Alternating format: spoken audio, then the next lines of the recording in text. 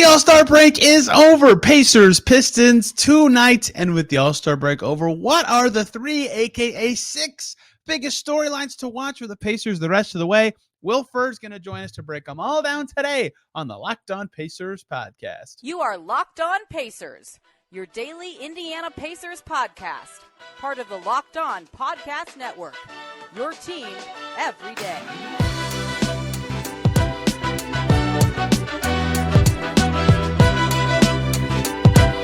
What up, y'all? Happy Thursday, and welcome into another edition of the Locked On Pacers podcast, where we, of course, talk about the Indiana Pacers as always. My name's Tony East. I cover the team for Forbes and SI, and today we're done with the All-Star break. Pacers Hoops is back, taking on the Detroit Pistons tonight in Gainbridge Fieldhouse. We finally have real NBA basketball games to talk about again.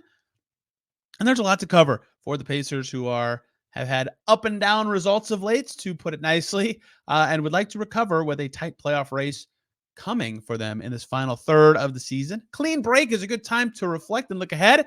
And Will Furr is going to join us to do exactly that. We're going to talk about the biggest storylines to monitor for the Pacers down the stretch of the season. We each came up with 3, which means there's 6 of these, even though it's going to say 3 in the title of the show.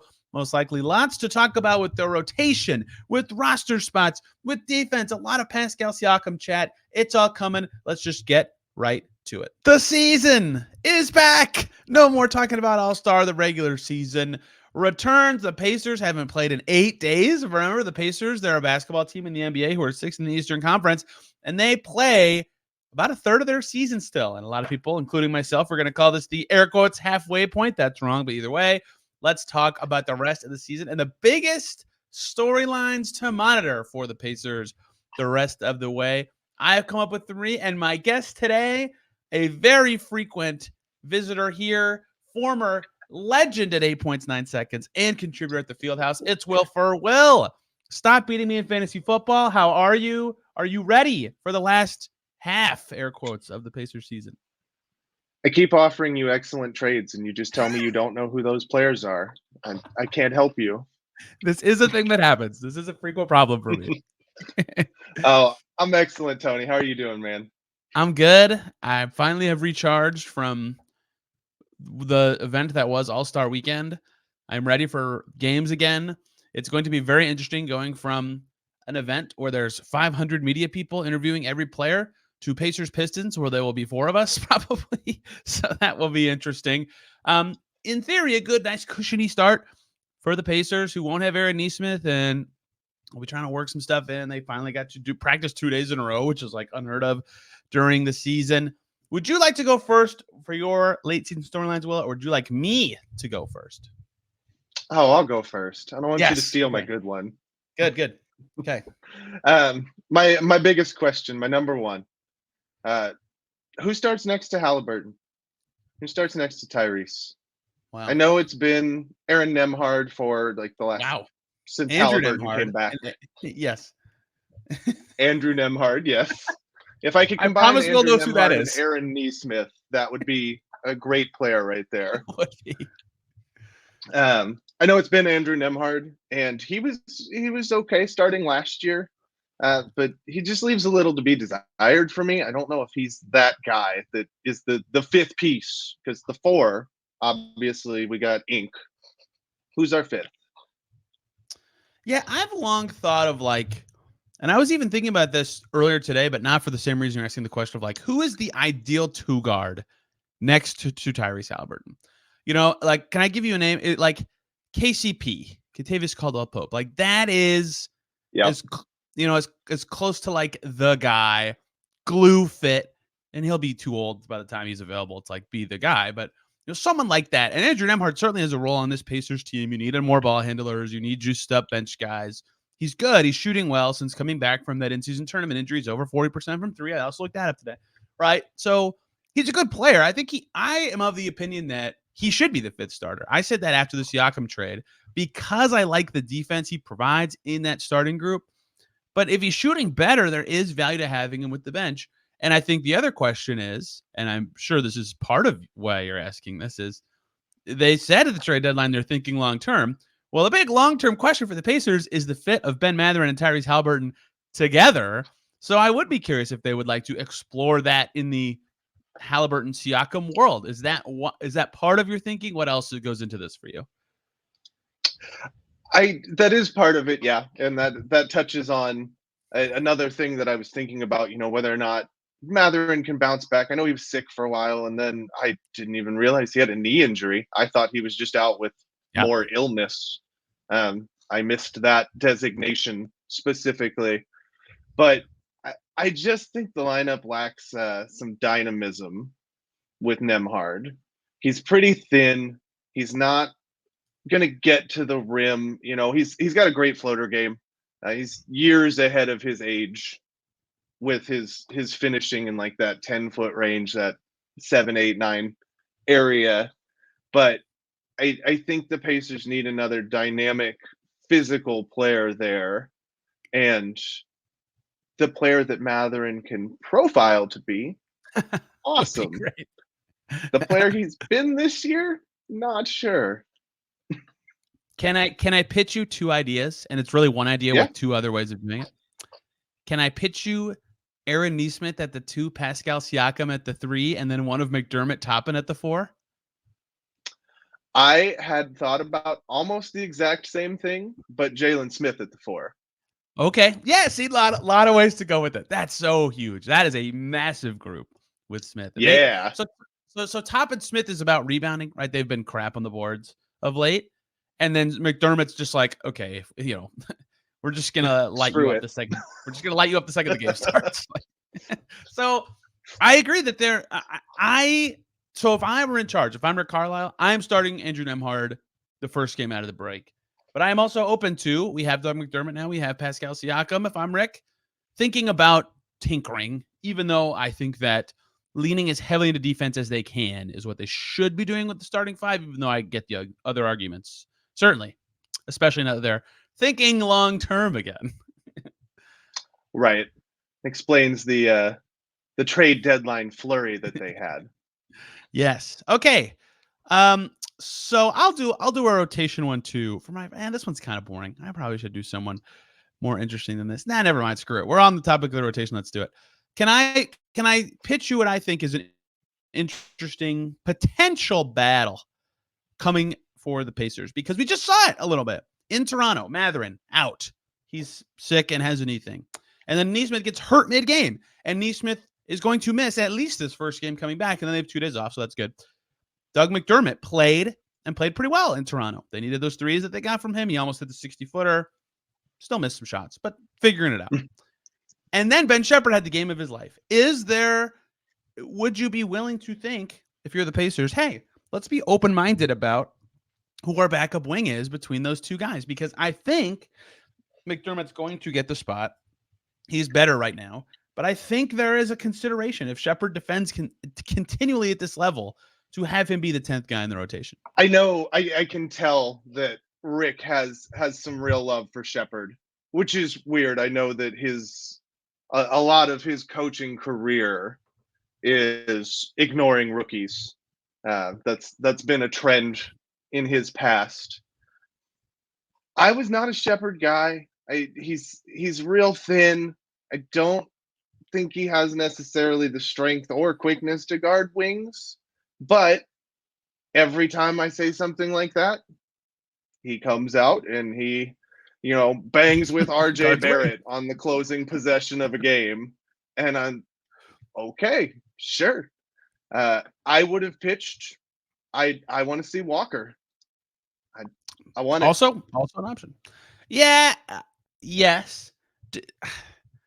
Maybe I'm just too hesitant at this point. Like, I keep watching Jarris in the G League. His offense is way better than it was 4 months ago. I just don't think he's going to be able to guard. And maybe that's fine. They're willing to live with that. And if they're already thinking about doing a young guy instead of Doug McDermott, maybe you go with the lottery pick. Maybe that is the answer. I just think that they're in too tight of a seeding race to me to do that. If they had any sort of playoff cushion, I think that would be much more of a discussion. But I don't know. I mean, at some point, if you were in the lottery last year, if you were the 7th worst team in the NBA last year, there is some, well, let's maybe continue on the path we were on, even though clearly by trading for Siakam, they are on a different path than that. Yeah, absolutely. And that would be basically the risky play. Although I don't think you're going to get worse defense from him than McDermott. Agreed. McDermott is obviously the highest level shooter on the team and fills the need that the Pacers lost when they traded Buddy. Like I get that. Walker has been a surprisingly good shooter. I watch him shoot, and I don't think it's going to go in, and it does. So that's exciting development. He looks like he can play defense, and maybe I'm just getting mesmerized by that. But he's big and he's burly and he's quick, and I just think that's a dimension that the Pacers don't have outside of Siakam. And if you can get him to even be like a C level defender, just in understanding of defense, then his physical tools, his physical assets are going to let him do a lot of things that McDermott and Shepherd just can't do. I don't think that's going to happen, though. I think it is going to be Shepherd when they need a little more ball handling, McDermott when they need a little more shooting, and I'm fine with that. That's the way it's going to play out. You called him a C-level defender, and I wanted to make a global warming joke, but I am restraining myself from a C-level joke. Yeah, and the other small part of this is, again, if they had any wiggle room to explore this, maybe they should. Like with Toppin's free agency and maybe Jalen Smith's free agency coming, like you'd like to have some idea that Jarris Walker can be your reserve next year, right? So and maybe they're happy with the G League progress and they already know, but that is certainly an aspect I did not consider here. But I think the most likely outcome, and I think this is reasonable, is that just McDermott gets the 10th spot, and that's fine. And maybe in the playoffs he doesn't play, but for now, I am open to them thinking about the youth there. Hey guys, let's take a short little break to talk about LinkedIn Jobs, because when you're hiring for your small business, you're going to find quality professionals that are right for the role, and that's why you have to check out LinkedIn Jobs. LinkedIn Jobs has the tools you need to help find the right professionals for your team faster and for free. LinkedIn isn't just another job board. They have a vast network of more than 8 billion with a B professionals, which makes it the best place to hire. If you can access all those professionals you can't find anywhere else, LinkedIn does all that while making the process easy and intuitive. Hiring is easy when you have that many quality candidates. So easy, in fact, that 86%, that's a lot, of small businesses get a qualified candidate within 24 hours. LinkedIn knows that small businesses are wearing so many hats and might not have the time or resources to hire. And that's why LinkedIn constantly find ways to make that process easier. They have new features to help you write job descriptions, making the process even easier and quicker. 2.5 small businesses use LinkedIn for hiring. Yours could be next. Post your job for free at linkedin.com/LockedOnNBA. That's linkedin.com/LockedOnNBA to post your job for free. Terms and conditions apply. Number 2, rest of season storyline from you, Will Furr. Yeah, can the Pacers avoid the play-in? On my list. That is on my list. Yeah, I have no doubt. The standings are a mess.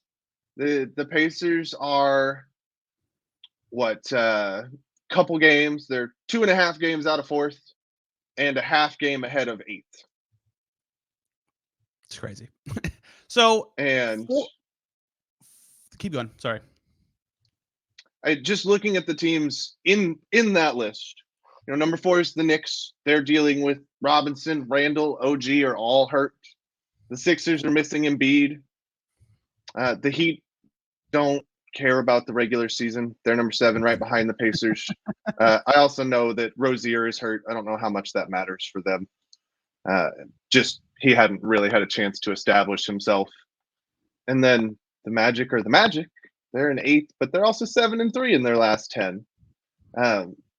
So you could look at it and say, well, the Pacers, kind of took their lumps when Tyrese was out, and they played much better without Haliburton than they did last year, certainly. Then I think they went like 1-12 last year without him. They did considerably better than that this year.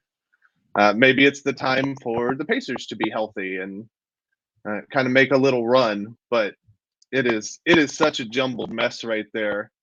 And I could not tell you, if you forced me, whether the Pacers are better or worse than almost any of those teams. I would say they're worse than the Heat. I feel pretty confident about that. Yeah, it's tricky. Okay, a lot of dynamics here.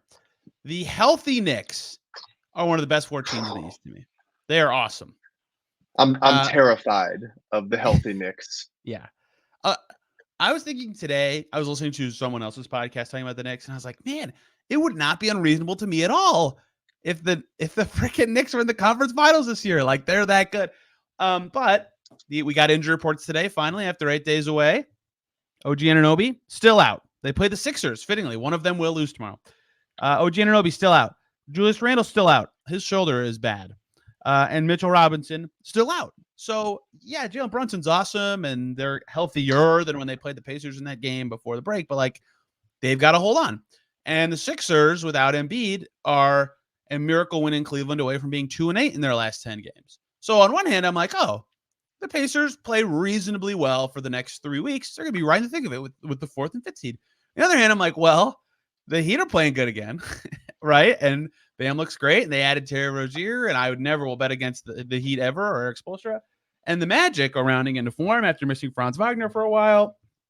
And they didn't add a guard, so I don't know that they can have a ton of upward trajectory, but they're good. They're a good young team. They're going to be hard to hold off, too. And pointedly, for tiebreaker reasons, they have kicked the Pacers' behinds twice this season. So I think the odds to me kind of level out on the top and low ends, but they're only a half game ahead. Like, if the Magic and Heat had an extra game before the Pacers played again after the break, they could be tied for 8th, right? So it's like they have no margin for error. So that is, of course, the biggest storyline, like, for them away. Like, every night they're going to be checking the scores beyond their own to see what goes on, right? So that's huge and matters a great deal. And I think that there's no way they'll fall to 9th. So they'll have, I talked about this yesterday, pretend every playing game's a 50-50 chance. I don't think that's exactly the case, but close enough. You have a 3 and 4 chance to make it through the play-in. That's not like a guarantee, but it's good odds. But if you can avoid that and have a 100% chance of playing a playoff game, you'd certainly prefer that. So that is, of course, a big deal. You also get to avoid the Celtics in that scenario, which would be great. Yes. So here's a stupid question I was thinking about, Will. Would you be willing to, if you are if you're the master of all the seeds, you get to decide, and you're the Pacers and you're picking. Let's pretend the Bucks finish 2nd. Would you be willing to risk the play-in to try to get 7? Because that's probably the team you feel the best against if you're the Pacers of the top teams of the East. Maybe Cleveland, but I think they'd feel pretty good against a team they beat 4 times. I want the Pacers to play the Bucks. Yeah, especially after Dame over All-Star Weekend taking the MVP from Haliburton. Come on. I want the Bucks. It'd be the perfect series. It'd be awesome. But I don't think a young team with not a lot of playoff experience just throughout the roster could ever be like, yeah, it's fine. We'll tank this last game so we get into the 7-8 play-in against the Goga Batadze-led Magic. I don't think there's enough veteran experience to sell that plan. That's fair. Yeah, that's like believing very heavily in your ability to beat a team, but I want to float it. Okay, I have the standings as one of mine. So I will do a small one that maybe isn't that important or consequential, but I think is important because I'm a nerd and I think about the salary cap too much. They have an open roster spot. What are they thinking about with that thing? Because there's not like a great use for it, right? You saw, if you were paying attention to Woj's Twitter feed on Wednesday, and for those of you that didn't, congratulations for having a life. I'm very happy that I didn't have to care about Justin Jackson 10 days on Wednesday. But like the timing of, the 21st, 22nd, 20th, whatever, especially with Elite Day, is that 10-day will run out right when the buyout market fully materializes in early March. And on March 1st, every player is available before 5 p.m. It's playoff eligible for other teams. And maybe that's what the Pacers are waiting for, right? They're over the cap, but they have their room exception. So they can sign someone to they have enough money to outbid other teams in theory on the buyout market, but they have literally no minutes to offer because no bought out player is good enough that they'd be better than any of the Pacers top 10 right now to me. So can I just throw some names at you and you tell me, would you play this player? I mean, the 10th guy on the Pacers is like one of Toppin, McConnell, McDermott, whatever. It's probably Doug McDermott. Do any of these players, are they better than Doug McDermott? Are you ready? Yeah, I'm ready. Daniel House. In some matchups. Yeah, most no, but like, sure, he'd probably be their second best defensive end. Okay. Chetty Osman. Forgot he existed? No. No. Okay. Didn't know the Spurs cut him. He didn't get cut. No. He did. I'm saying these are guys that could be bought out. Makes sense to me. Most of Gotcha. them are. Gotcha. And then the last one is Davis Bertans. Probably extremely unlikely he would get bought out because he has some guaranteed money next year. But if, I'd still say no. Right? Agreed? No, not over McDermott. I agree. So the top end of the buyout market might be like Daniel House, right? I don't even know if the Pistons would buy him out. They might just keep him.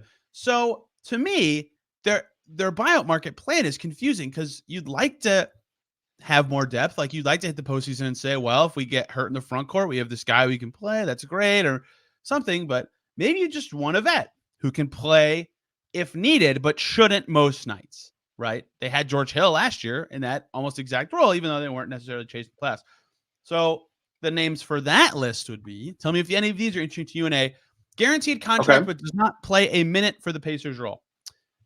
I'll say it first. You're welcome, listeners. You get to pump your fist in the car.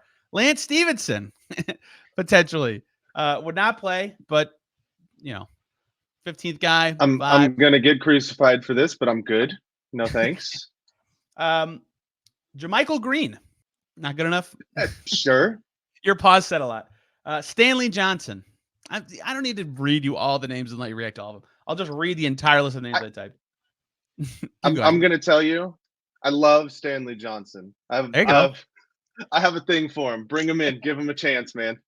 Okay, well, the other names I typed down were George Hill, Juan Toscano Anderson, TJ Warren, and Danny Green. So, like, those guys would be what I think makes the most logical sense of what a player would want and what the Pacers want of, like, if we're absolutely screwed and we have to play this guy, it's not the end of the world, and we can give them money, but they would understand that they're not in our rotation, right? So that seems like the medium for what makes sense because the actually, like, useful-ish, Thad Young immediately going to the Suns, Spencer Dinwiddie level buyout guys, it's over. They're done. They're going to go somewhere where they can play or they're getting paid the most. So right. I don't know what they're going to do at that spot. Maybe they do a 10-day tomorrow after I put this out and I sound stupid, but I kind of think they'll just do something. If they're going to fill it, which they don't have to do, something like that makes the most sense to me. Kind of inconsequential. In fact, if it becomes consequential, that probably means something bad happened for the Pacers. But yeah. Still something noteworthy as they try to finish their team.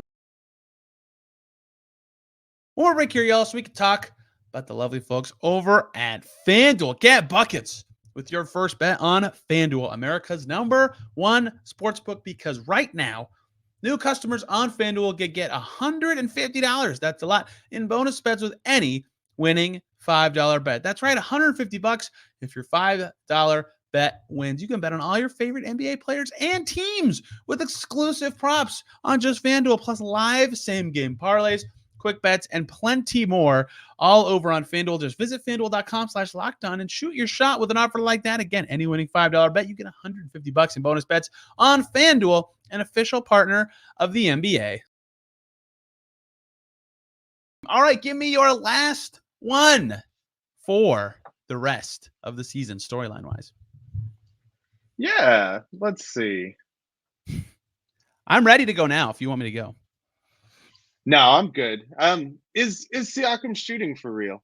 Oh, he's I had a 40% from deep. I mean, he's never been this open, right? His whole career.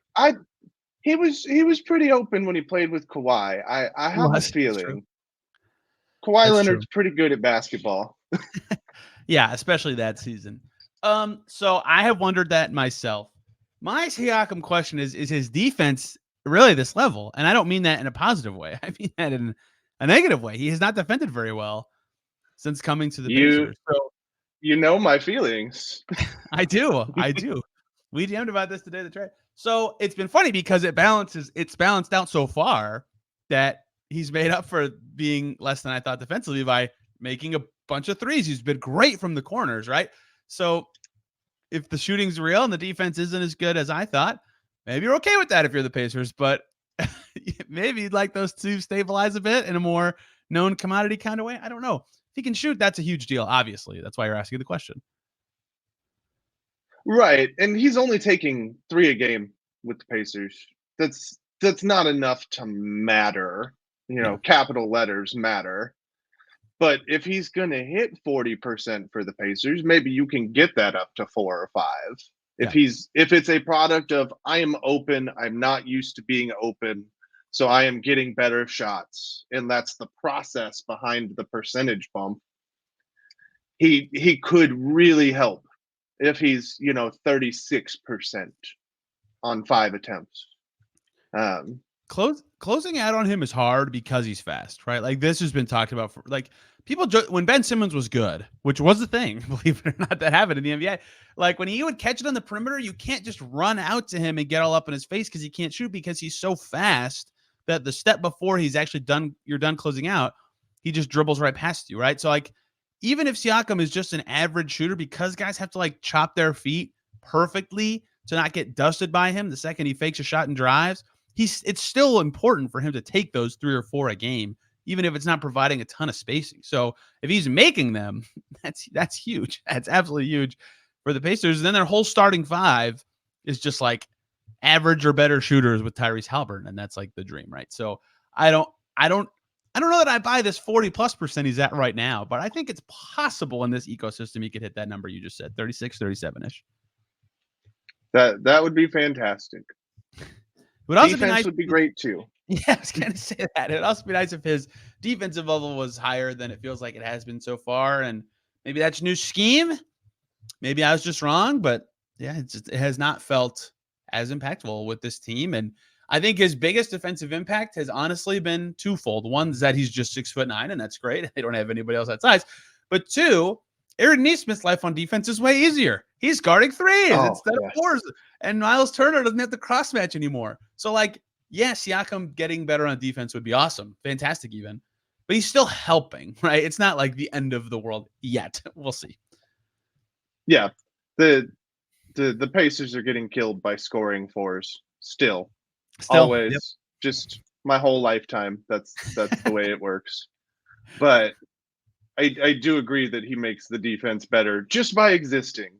He's athletic, he's tall, he's smart. Let me poo-poo he makes the defense better take right away by giving you my last storyline for the rest of the season. Are you ready? Okay. Yeah. Can the Pacers find the magic on defense again? Which I phrase it as that because let's do some splits. Let's do some arbitrary random cutoffs just for funsies. The last 15 games, I picked 15. There are 2 reasons. One is that is the exact number of games Pascal Siakam has played with the Pacers, 15. 2 is it is the farthest back NBA.com lets you go when going back individual game numbers. That's convenient. Yes, it is very convenient that those are the same number. Last 15 games for the Pacers, Will. What do you think they rank in defensive rating? Oh, no. This is going to be bad, isn't it? I'm going to say 24th. 26th. 118.2 defensive rating. The 4 teams below them are this morass of 120 awfulness. They are the worst team of like the serious teams. Okay, bad. That's all of Siakam's games with the Pacers. They played good teams in that stretch. Like their schedule was hard, but that's awful. It doesn't matter what your schedule is when you are in the bottom 5. Would you like to know their defensive rating in the 15 games prior to that? I know it was much better because they were doing great with Jalen Smith and Myles Turner starting next to each other. I know that was a lot of the consensus for the trade is, we get a power forward. We've seen this is proof of concept. So the 15 games before that, and if you want, you can use 16. And I only say that because if you use 16, you get to that Charlotte game on December 20th, which was the first game after they had that. I've talked about this too much, but that crazy intense practice where they really ironed out some defensive stuff. The 15 games prior to Siakam, their defensive rating rank was 18th, 116.7.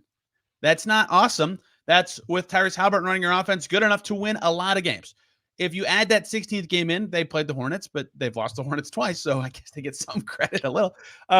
It goes to 116.6, and it gets to 16th, and it's 0.2 away from league average defense for 16 games. And that sounds like I'm hoorahing a below average number, but given their offense, that's awesome. And you know what they went in those Yeah. 16 games, Will? 11-5. 11-5. Caitlin said it perfectly so early in the season. They don't have to be good on defense. They don't even have to be average. They just have to be bad, and they've been terrible. Can they find that magic again where they're just bad or mediocre on the defensive end? Or is that a symptom of that one practice and that starting lineup change? That, to me, could be the biggest storyline because they cannot win a playoff series if they're one of the worst 5 defenses in the league. They have got to get back to being a little more threatening on that end. I do. I'm going to contradict some of the discussion we've had for a long time. I had major concerns about Siakam's defense falling off when the Pacers traded for him. I had discussions with a lot of the Pacers fans in my life about it. Got lambasted by a lot of the Pacers fans in my life about it. I do think those numbers aren't quite worth taking on their own yet. Haliburton wasn't in the lineup for a lot of that. And I know the initial knee-jerk response is, well, he's not a great defender. That probably helped. But when your offense stinks, when the guy who makes the entire engine run is out, that's going to make the defense worse. You're not playing set defense as often, whether it's missed shots or turnovers. The other teams are getting transition and they're getting cross matches and they're getting to face the defense before the defense is ready. So I don't know. I don't have the mathematical brain to break down all the plays and say, oh no, actually it didn't matter, or yes, that's the whole difference. But I know that on a general sense that does matter, and I think the defense will get better, especially if they settle on Andrew Nembhard. I'll get the name right this time at the 2. Because that's what he does. He's a good defender. As long as he's not trying to defend like Jaylen Brown, he's awesome. Don't put him on somebody who's 6'8". In that 15-game stretch that I'm referring to, they played at Phoenix versus Denver versus Philly, and Embiid played in that game, versus Phoenix again, at Boston, at New York twice, versus Sacramento, and versus Golden State. So, like, that's pretty freaking hard for a hobbly team in terms of opponents. Now, granted, they also played at Charlotte and lost, and they played at Toronto and gave up an F ton of points, and, you know, played Memphis, who they should be easy to control, and Houston. Like, there were some games that should be enough of a buffer to not be 26th, but I would expect their defense to be bad in a stretch like that. So I think that's going to be the thing for me, because I have zero doubt if Tyrese Haliburton and Siakam are playing, they're going to be a top pick your single digit number offense. I would say 5 probably. Can they defend well enough to make that an awesome advantage, or is it just going to be this wobbly mess of outscoring your opponents and winning in Toronto 127 and 125? Or is it going to be a game that they win? Did they win any games like really comfortably since they beat Philly pretty handily? Let's see. They beat Houston pretty. Yeah, it was kind of they were bad in the first half of that game. Yeah, they haven't had any like awesome wire wins in this stretch either.